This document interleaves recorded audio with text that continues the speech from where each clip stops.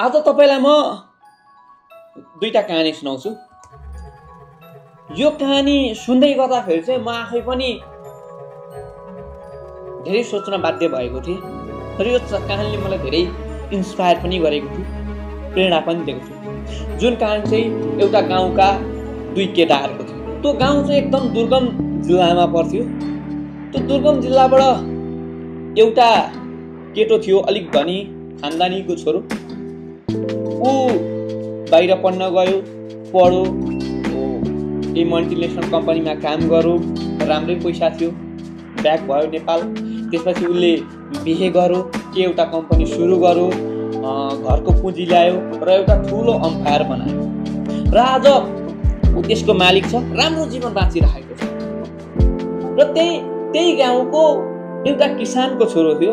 ऊ जन्मिँदै फेरि उसका बाबाआमालाई कष्ट थियो कि अर्को छोरो नजन्माम भन्ने सोध्थे, किनकि अर्को जन्मायो भने खाने कुरा नै नपुग्ला, यसलाई पुग्दैन भन्ने सोचेर अर्को छोराको नि सोच्दैनथे। त्यो लेभलको एउटा कहानी थियो, त्यो लेभलको एउटा सच्चाइ थियो, रियालिटी थियो। त्यो समयबाट ऊ बिस्तारै पढ्यो, सरकारी स्कुलै पढ्यो, पैसा थिएन, सरकारी स्कुलबाट बिस्तारै पढ्यो। त्यसपछि उसले 10 सको, 10बाट उसले केही स्कलरसिपमा अप्लाई गरेर स्कलरसिप पायो। 11-12 उसले फ्रीमा पढ्यो, त्यसमा टप गर्यो हो। त्यसको साइड बाई साइड उसले कलेज पढ्दै गर्दा काम गर्थ्यो, स्किल्सहरू सिक्दै थियो। त्यो स्किल सिकेर उसले अझै ठुलो कम्पनीमा काम गर्यो। त्यहाँदेखि आफैले अब त मैले केही गर्नुपर्छ भन्ने सोच्यो। अब थिएन पुँजी, त अब केही गर्नलाई घरबाट माग्नु भन्ने त्यस्तो आय स्रोत केही थिएन, उसलाई पनि थाहा थियो। जे भए पनि उसले दुनियाँसँग ढोगो गर्यो, पैसा माग्यो। त्यसले सुरुको बिजनेस चाहिँ 1 लाखबाट सुरु गरेको थियो, धेरैजनासँग लोन माग्यो। त्यो 1 लाख डुब्यो पहिलो बिजनेस। अब उसलाई लाग्यो हुने पो रहेछ कि भन्ने पनि भयो। फेरि उसले दोस्रो ट्राई गर्यो, ब्याचलर्स पढ्दै थियो। ब्याचलर्स सेकेन्ड इयरमा पुग्दाखेरि उसले फेरि अर्को बिजनेस चाहिँ अब त्यो पहिलेको चाहिँ जब गरेर तिरो। त्यो सेकेन्ड इयर पढ्दै गर्दाखेरि चाहिँ 5 लाख जति मागेर अर्को बिजनेस सुरु गर्यो। त्यो बिजनेस बिस्तारै राम्रो हुँदै गयो, त्यहाँबाट कमाउँदै गयो। त्यसपछि उसले अरूसँग मिलेर अरू कम्पनी खोल्यो। त्यसपछि उसले पनि 10 वर्ष लगाएर यस्तो साम्राज्य बनायो। अहिले उसको सबै फ्यामिली वेल सेटल छ, बाबामा एकदमै खुसी हुनुहुन्छ, ऊप्रति गर्व गरिन्छ भने ऊ आज यस्तो ठाउँमा छ जहाँ उसलाई देखेर हजारौँ मान्छेहरू इन्स्पायर हुन्छ। हजारौँ मान्छेहरूले चाहिँ एउटा सपना देख्छ। र यो मान्छे को हो भनेर सुन्न चाहनुहुन्छ भने यो मान्छे कल्पनाको मात्र। दुईटै मान्छे काल्पनिक थिए। अब के कुरा गरेको यत्रो बेर भनेर भन्नु, तपाईँलाई म ग्यारेन्टी दिन्छु सेकेन्ड कहानी सबैभन्दा बढी मन पर्यो। र सेकेन्ड कहानीबाट तपाईँले के म ठोक्वाका साथ भन्न सक्छु, यस्तो पो हुनुपर्छ त, इन्स्पायर हुनुभयो। ओहो, यस्तो कमसेकम केही नभए पनि सेकेन्ड कहानी तपाईँलाई मन पर्यो। सेकेन्ड कहानीको मान्छे ठिक हो भन्ने भयो नि त। पुग्न एउटै लेभलमा पुगेका छन्, एउटै गरिरहेछन्, दुवैजना सेटल छन्, राम्रो छ। तर तपाईँलाई सेकेन्ड पर्सन मन पर्यो हो। तर हामी जीवनमा चाहिँ पहिलो मान्छे बन्न चाहन्छौँ कि हामीलाई प्रब्लम चाहियो, हामीलाई डिफिकल्टी चाहिएन। आज मैले फ्याट गरेँ, फ्याट हुनु पऱ्यो। टक्क मैले भने जस्तो हुनु पर्यो, लेन एकदम सिधा हुनु पर्यो, नो जिगज्याग त हुनु परेन।